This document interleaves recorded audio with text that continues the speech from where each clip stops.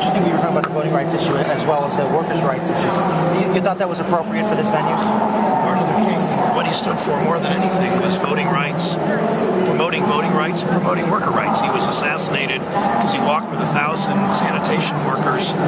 He was there to stand with 1,000 sanitation workers demanding fairness in the workplace, and he paid with his life. He paid his life for it. Nobody worked harder in putting together the effort on passing the Voting Rights Act. So absolutely. If he were still alive, do you think he would have been here last year during the Senate Bill 5 campaign? I don't know. I think that certainly he would have been supportive of our efforts because he cared about workers.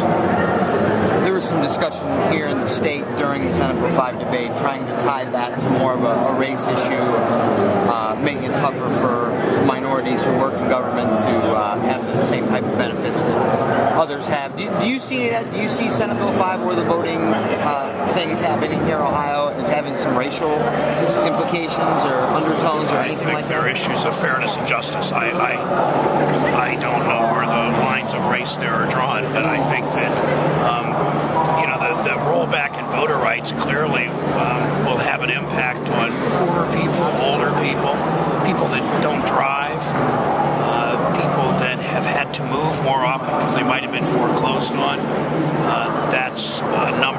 That's a function of poverty, perhaps more than anything else. Draw your own conclusions beyond that. And I'm sure many of us were there to listen to you speak at the Vice President's event last week, and you had some things to say about Issue 2. Are these things that we're going to hear you talk about? No, not much. No, I mentioned Issue 2 there because a teacher stood up, and I think that I've heard from a number of young teachers or parents of young teachers that some are having some second thoughts when politicians attack the teaching profession.